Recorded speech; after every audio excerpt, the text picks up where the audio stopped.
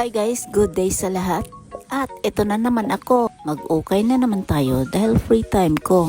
So dito lang ako sa malapitan. Guys, hindi gaano dito mga luxuries ha. Pero pangmasa ang mga presyuhan dito. Mga pangmasa ang presyuhan ang bibidyohan natin ngayon. Huwag muna yung mga luxuries. Pero isa ang nakukunan ko ha. Itong Burberry. Naligaw to guys. So ito, nakita ko kasi napakamura. At napakalaki nito. Magandang style to, simple lang. At magaan pa. Okay naman siya. Pero halata talagang nagagamit. Hindi naman overuse dahil maganda naman. Yung ano siguro, yung long shoulder niya, yung pang handbag ba, yung hawakan. Ito lang kasi ang leader. Kaya ito yung may mga crack. At the rest wala guys. Dahil ano siya, parang tela kasi. Yun guys oh. Pati yung Burberry, yung checkered ba, malinis. Hindi siya marumi, yung walang mga itim-itim or watermark. Yung parang ganun ba. Pero solid yun guys. Mga 2K lang, wala pang 2K. Yung mga depende sa palitan ng pera. Pero mga 2K lang yun. Sa peso ha. At ito may nakita akong coach. Malaki din siya. Malinis din. Mukhang bago pa. Ito naman ay double purpose. Mayroon siyang handbag at ito yung pang sling bag niya. Diba napakalinis at maganda pa yung kulay. So check natin yung iba. Ito yung presyo. Diba mura lang din? Toki rin pataas yan. Ito napakasimple sa loob, malawak at napakalinis din. So yan guys, so maganda rin yung pan travel. Marami kang mailalagay.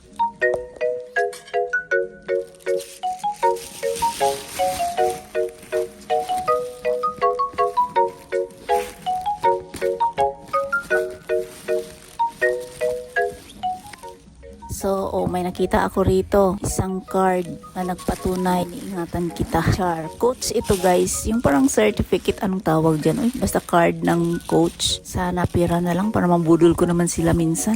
Char.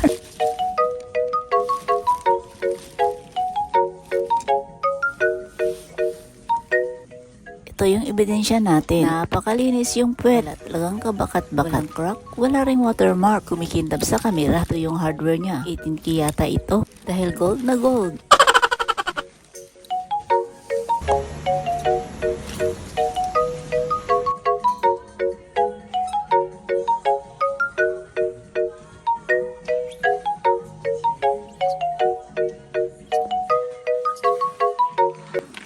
Ito may nakita akong MK. Kulay white naman. Guys, napakasimple niya. Napaka-elegante tingnan. Pansin ko, halos pareho lang yata ang presyo nila mga MK ngayon. Ipataas lang. Iba pang masa ang presyo. At maganda pa. Lalo na ito guys. Ito yung pang ano niya, pang sling. Oo, ang ganda, walang crack. At mukhang bago pa rin.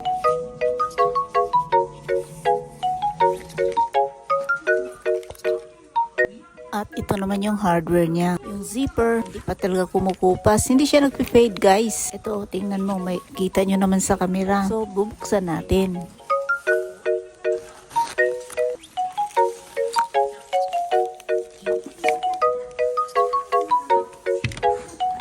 Ang hirap talaga mag-vlog pag ikaw lang mag-isa. Wala ka kasing cameraman, ito tuloy. Ito ang nangyari. Ipit ko na sa paa. Hirap buksan guys. Walang hawak ng camera. O ito. Kita nyo naman, napakalinis sa loob. Yung tela sa loob guys, nakalagay MK. Ay, napakalinis. Kumikintab pa. Tapos yung puwet niya medyo malapad naman. At wala ring dumi.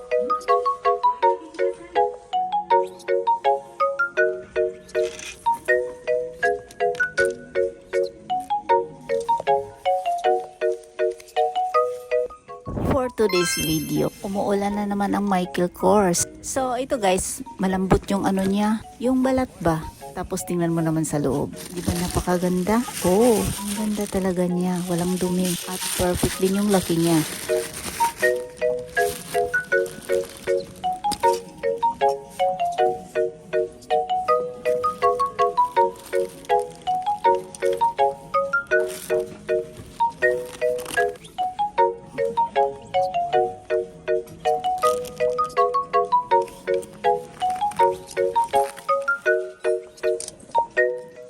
Ito naman, pwede siya pang long shoulder. Tapos, i-adjust mo lang tong ano niya. Yung belt bang pang sling bag, pwede rin.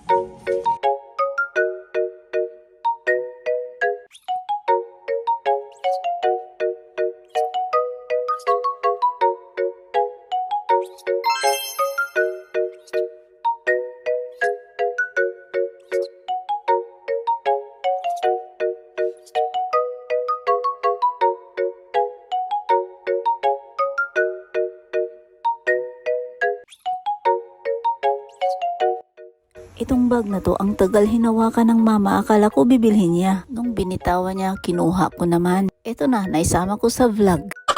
At tiningnan ko din bakit kaya binitawan ito. Ay, Diyos ko day, baka walang budget char. Mura lang to guys.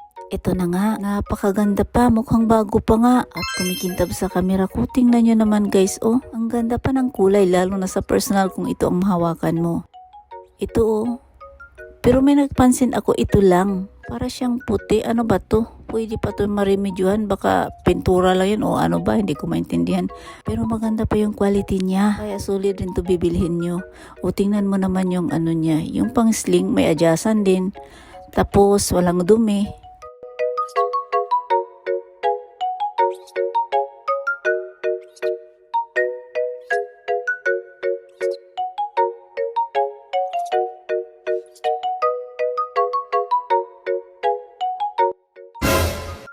Ito, nalaglag pa. Pulutin natin baka hindi tayo makabalik.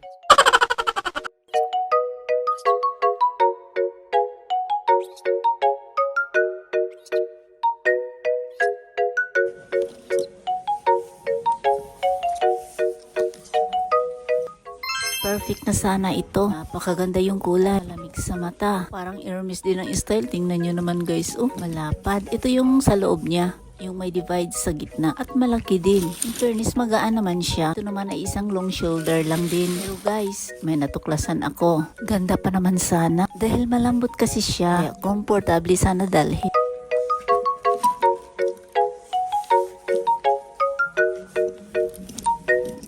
Ito yung hawakan niya, perfect, di ba? Kung titingnan mo, kumikintab pa talaga sa kamera. So, ito naman, ang ganda rin ng puwet.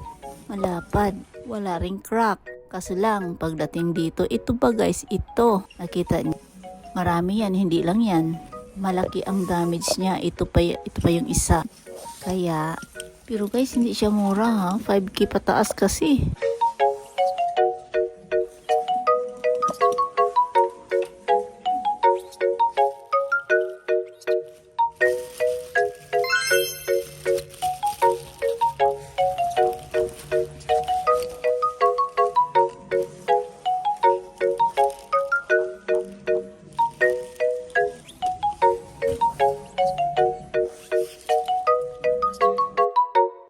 So, ito may dadaanan ako. Maraming bags ito ha, mga pack bag. So guys, may nakita ako ditong coach. Ilalagay ko na lang sa sa screen yung presyo niya. At kaya na bahala humusga. Marami dito. Yung iba hindi ko gaanong yung kilala yung brand. Pero karamihan kilala ko naman. Magaganda pa rin sila guys.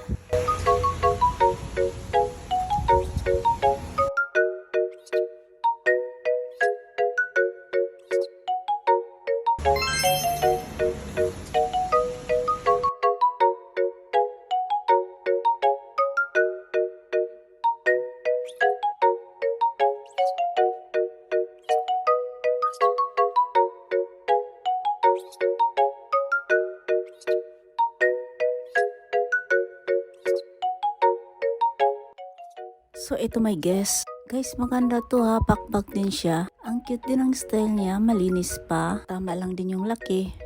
Ito naman 1K pataas.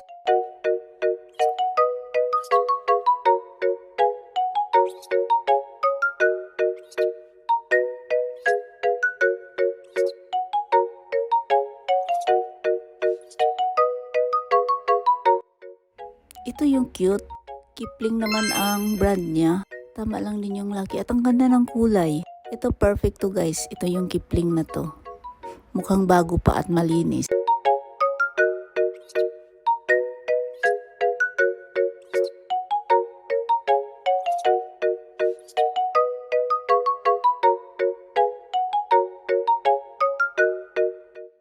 So kunin natin ito.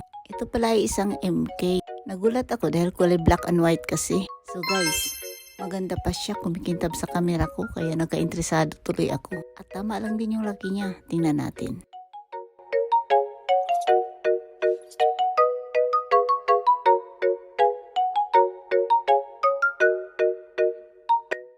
So ito na siya, malinis, kumikintab sa kamera ko at maganda pa yung quality niya.